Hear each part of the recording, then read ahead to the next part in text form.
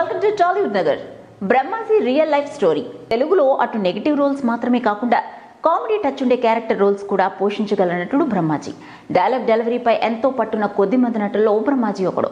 సింధూరం చిత్రంతో హీరోగా ఎంట్రీ ఇచ్చిన బ్రహ్మాజీ అంతకుముందు నిన్నే పెళ్లాడతా చిత్రంలో క్యారెక్టర్ ఆర్టిస్ట్గా కనిపించాడు. ఆ తర్వాత అనేక చిత్రాల్లో కీ రోల్స్ పోషించాడు.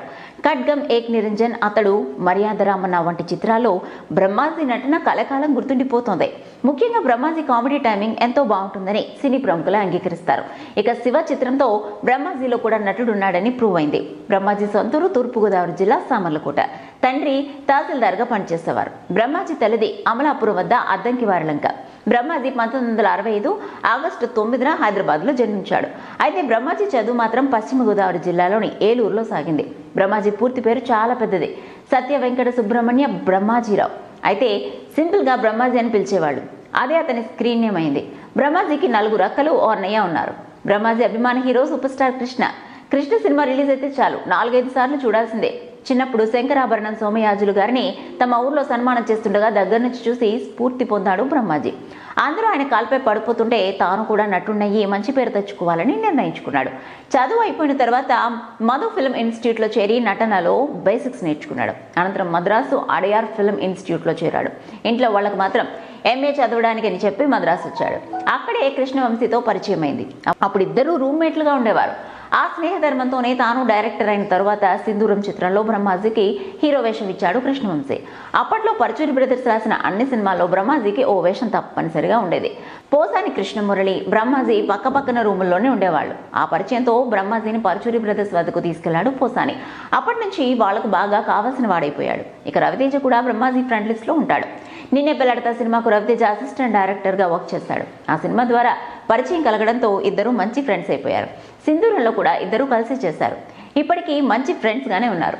ఇక బ్రహ్మాజీ ఫ్యామిలీ విషయానికి వస్తే ఆయన భార్య తెలుగమ్మాయి కాదు, ఓ బెంగాలీ వనితను పెళ్లాడాడు బ్రహ్మాజీ. వాళ్ళది లవ్ మ్యారేజ్.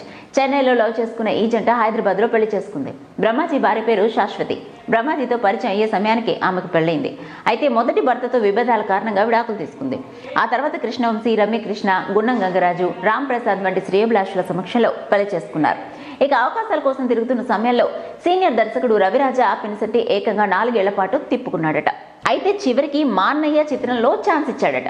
బ్రహ్మాజీకి సంజయ్ అనే కుమారుడు ఉన్నాడు. అయితే ఎంతో ఘనంగా కొడుకు పెళ్లి చేసిన బ్రహ్మాజీకి ఆ ఆనందం ఎక్కువ కాలం మిగలలేదు. కొడుకు సంజయ్, కోడలు ఇంద్రాక్షి విడిపోతున్నారంటూ స్వయంగా తానే ఓ ప్రకటన చేశాడు బ్రహ్మాజీ.